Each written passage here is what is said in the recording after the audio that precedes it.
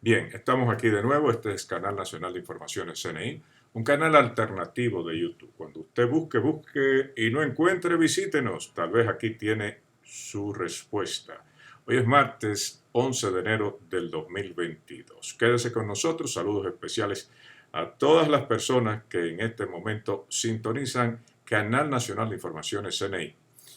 Este espacio que se hace regularmente todos los días, de lunes a lunes, cuando el reloj marca 6 de la tarde en República Dominicana, una hora menos en la costa este de los Estados Unidos, 2 horas menos en el medio oeste, en Europa 5 horas más en el este de Europa y en el centro, y en Gran Bretaña 4 horas más. Vamos con los saluditos del chat, si nos es posible. Vamos a ver qué tenemos en el chat. Está Fidelina Pichardo que nos da las buenas tardes. Carlos Rufino desde New Jersey también dice, llegué primero. Qué bueno, Carlos. Julia Frutuosa, mi querida Julia, nos da las buenas tardes y nos bendice ricamente. Qué bueno. Dice Fidelina Pichardo que en Monteplata, en la mayoría de los centros, los profesores no asistieron y los estudiantes muy tímidamente en algunas escuelas. Margarita Soto, hola Margarita, ¿qué tal? Nos dice, eh, me encanta verte con ropa negra, te ves precioso. Wow, Margarita, gracias. Carlos Rufino nos habla que las escuelas dominicanas siempre han sido muy deficientes de agua potable. Ese es otro punto también. No vaya a un baño. Imagínese un virus en medio de escasez de agua. Eso es verdad lo que dice Carlos, esa nota que toma. Y dice Fidelina que si los estudiantes hubieran asistido masivamente en República Dominicana a todas las escuelas, te aseguro que explota el COVID de tal manera que nos contagiamos todos. Falta poco para eso. De hecho, uno como que se tiene que echar para atrás con estas cosas. Les doy una nota de la asociación de la Food Drug Administration, la comisionada interina de la Administración de Alimentos y Medicamentos, la FDA, la doctora Janet Woodcock, indicó es que la situación actual es que a la mayoría de las personas en Estados Unidos van a contraer el COVID-19 y que el enfoque de salud de los Estados Unidos debe ser ahora asegurar que los hospitales y servicios esenciales funcionen. Eso debe ser la comidilla de todos los programas, o de la mayoría de los programas, para no ser absolutista, tanto de radio, televisión, las redes, y dejar a un lado un poco eh, las, las situaciones políticas, no desampararlas, pero darle cobertura a este tipo de cosas. Oigan lo que dice la directora interina de la Food Drug Association, que en Estados Unidos le va a dar COVID a todo el mundo y que lo que ellos tienen que reforzar son los hospitales. Nosotros, un país en desarrollo, con ganas de hacer las cosas, y hay que reconocerle al gobierno el esfuerzo que ha hecho con la vacunación, de tener la oferta ahí, el que se quiera vacunar se vacuna, pero también el gobierno no puede agarrarte de brazos, te puede obligar a través de indirectas, de presionarte, de que no puedes entrar aquí, que no puedes entrar allá, pero no te puede meter una llave y ponerte una vacuna eh, así por así, a la mala. Pero el gobierno, reitero, ha cumplido con la oferta para que el que se quiera vacunar, si es por vacuna, aquí hay vacuna, y de cualquier tipo. Así que es un trabajo que yo aprecio, yo aprecio. Pero si los Estados Unidos están pensando en eso, en que le va a dar COVID, porque la FDA no es, ahí no hay locos, esos son los que aprueban los medicamentos, tienen que hacer estudios de todo, esos son los que proyectan junto a los centros de enfermedades contagiosas. Y cuando te dicen que al COVID le va a dar a todo el mundo, según la directora interina de la FDA, es porque si no le da a todo el mundo, le va a dar casi a todo el mundo.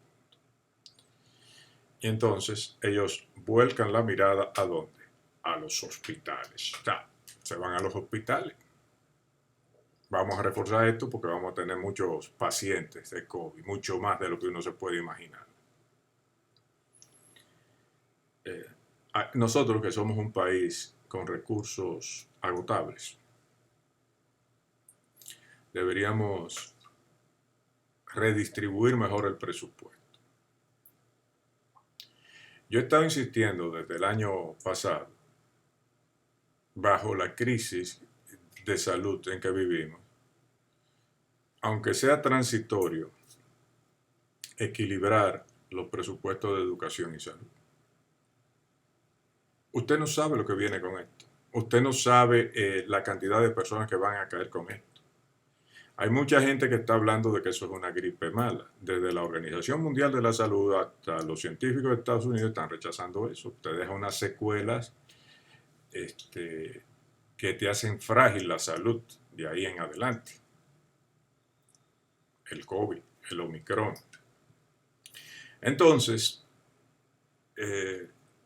un país con recursos no cuantiosos como este, que tiene,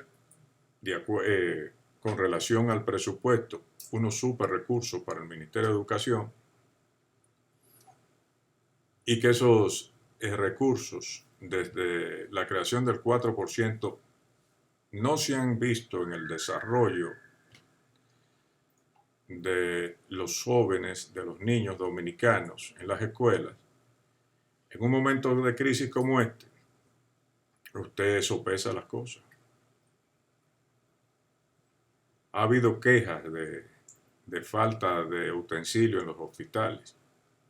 Eso lo dijo Lionel ahí también. Pero yo tenía antes de eso que pasé uno. Hubo un director de un hospital importante de Santo Domingo que renunció por eso mismo. Porque ¿cómo se llama? El Servicio Nacional de Salud no le asignaba los fondos correspondientes, pero tal vez el Servicio Nacional de Salud no tiene los fondos ahí, bajo esta tensión que vive los dominicanos, y el gobierno no se escapa a eso. Pero sí les dejo eso en el aire para que lo analicen ustedes, y ojalá que un cerebro prodigioso y poderoso del gobierno se ponga a meditar sobre el particular. Si esto empeora, está en capacidad el sistema nacional de salud de asumirlo, y de asumirlo con éxito.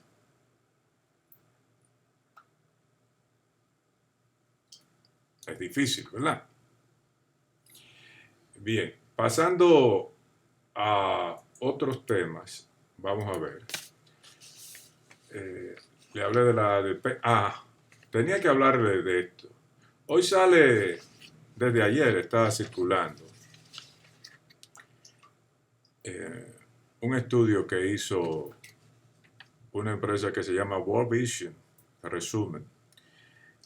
Ese estudio indica que el 83%, 83,4% de los hogares en República Dominicana no tienen acceso a Internet para educación virtual, según la encuesta que realizaron, que se llama Encuesta Educación. World Vision resume lo siguiente. Queda claro que en este país todavía no existe una infraestructura que nos permita pensar en la virtualidad, dado el alto porcentaje de poco acceso y limitación de dispositivos, de falta de internet y falta de energía eléctrica. Y ese estudio viene a incentivar el retorno a la clase. Ellos están haciendo filas con el gobierno, tal vez son contratados por el gobierno, tal vez estoy especulando, y entonces están motivando a la gente a los padres a que envíen sus hijos a la escuela por X, por Y, porque no hay internet. Pero cuando yo veo el estudio, me quedo pensando en algo. Digo, ven acá, si ese estudio determinó que hay poco acceso y limitación de dispositivos, que hay falta de internet y falta de energía eléctrica, ¿cómo es que desde el 2012 hasta la fecha, donde han pasado, o 2013, donde han pasado 4 ministros de educación, y los 4 han anunciado compras sustanciales de dispositivos electrónicos para dotar a los alumnos de esto? ¿Cómo hacen eso? Porque me imagino que ellos tenían el estudio de que un 83,4% de los hogares dominicanos no tienen acceso a Internet. Entonces, ¿para qué compran esos aparatos? Pónganse a pensar, esto es un país pobre. Este es un país pobre que no prioriza los recursos. Cuando yo estaba leyendo eso, le cogí pena a Abinader, en el sentido de que el hombre quiere encauzar las cosas, pero si usted no tiene las herramientas a la mano, si usted no tiene personal apto para los cargos, usted no llega. Porque recuerden, el último zarpazo, o el primer zarpazo grande en educación, fue de 12,000 y pico de millones de pesos en aparatos, dispositivos electrónicos para dotar a los estudiantes y a los, ¿cómo se llama? Y a los docentes con herramientas progresistas o de trabajo, eso lo pongo yo. Pero ¿para qué usted le va a dar, va a gastar ese dineral en dispositivos electrónicos si este estudio le dice a usted que el 83,4% de los hogares dominicanos no tienen internet?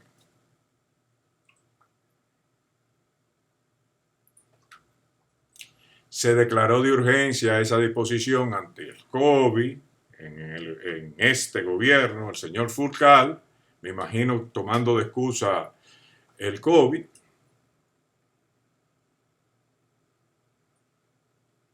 Para eso,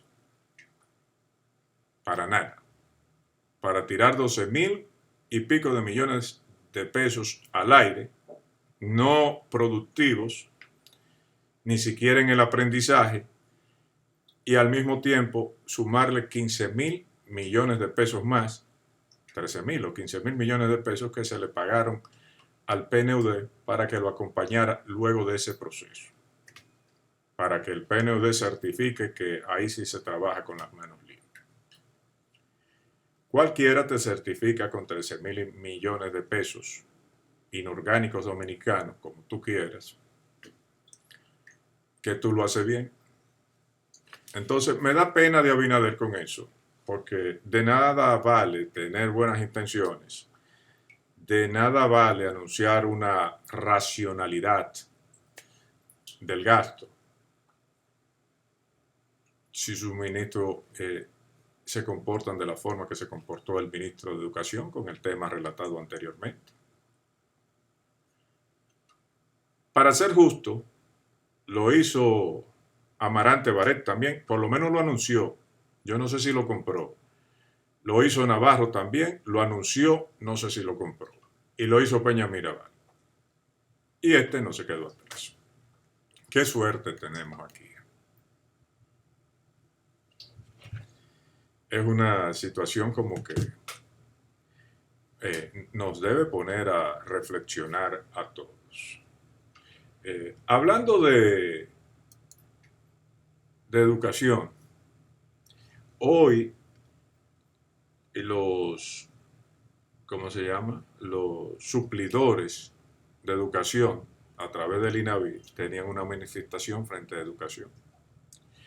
Y para sorpresa mía, hoy le cargaron el dado a Carlos Pimentel, el de compra y contrataciones de Palacio. Dice como que está tapando cosas en educación, que tenía 200, que tiene más de 200 expedientes que ellos le han dado de prueba. Y que Carlos Pimentel no ha dicho esta boca es mía. Recuerden que Carlos Pimentel ha mantenido un match con educación, con el asunto de aquellas licitaciones que le estaba hablando anteriormente, de 12,000 y pico de millones de pesos. dominicanos y que creo que el Tribunal Superior Administrativo le dio causa al Ministerio de Educación, pero desde contrataciones públicas se dijo de que iban a apelar, iban a seguir el proceso, que no se iban a dar por vencidos, pero nadie ha hablado más de eso. Miren a los manifestantes frente a educación. La Dirección General de Compras y Contrataciones no está trabajando a favor de que estos procesos de compras sean debidamente... Pero eso es grave que usted está diciendo de Carlos Pimentel, que se ha visto muy enfocado en las instituciones del Estado. En este caso es un caso como especial si él no ha tenido intervención. Él no ha tenido intervención y tiene más de 200, repito, más de 200 recursos de impugnación. Ha hecho silencio administrativo. Se ha hecho cómplice de esas bajezas administrativas que la pasada gestión por la que fueron destituidos no ha emitido una opinión a favor de estos recursos, ni en cuanto a la forma, ni en cuanto al fondo. Bien, pasando al plano económico, para la economía mundial como que no se ven buenas luces al final del túnel. Pero para la economía dominicana, tanto en el 22 y en el 23, sí. El Banco Mundial indicó que aumentó el riesgo de un aterrizaje forzoso para gran parte de la economía mundial a medida que los países luchan por hacer frente a un tripletazo de amenazas. ¿Cuál es ese tripletazo? El COVID-19, la inflación y tasas de interés más altas. Vislumbran un panorama no muy bueno el Banco Central, pero repito que para la economía dominicana el Banco Mundial le da un 5% de crecimiento en el 2022, en este año, y 5% más en el próximo año. Bajo el esquema que vivimos, pues eso es una buena noticia para todos nosotros. Te quería tocarle otro tema. Ustedes ven personas, pueden ser políticos, rivales, o personas que se fijan en una persona de una forma recurrente, más bien fija, que usted le puede hablar de un tema internacional y ellos lo traen a la persona determinada. Eso pasaba mucho con Trujillo y con Balaguer. Cuando los opositores tomaban, entonces le echaban toda la culpa. Tomaban alcohol y estaban bien ebrios. Entonces, eso es culpa de fulano. Pues yo no he visto un tipo que traiga más por los cabellos a Leonel Fernández que Guillermo Moreno. Guillermo Moreno da unas declaraciones hoy cuando le entrevistan sobre los procesos en el Ministerio Público. Y él dice algo que tiene razón en lo que él dice, pero es con la fijación que lo dice. Y tiene razón en parte, porque él habla de que hay que investigar a todos los gobiernos del PLD, a los 5 gobiernos, incluido el que él formaba parte del 96 al 2000. Pero él no habla, porque si Guillermo dijera, bueno, hay que investigar a todos los gobiernos desde 1996 y exceptúa los gobiernos del doctor Balaguer, que hay mucha tela por donde cortar ahí. Pero hay que investigar a todos los gobiernos del 96 a la fecha. Pues sí, está bien, es verdad, tiene razón. Pero él dice los 5 gobiernos del PLD. Es decir, no hay que investigar al gobierno de Hipólito Mejía del 2020.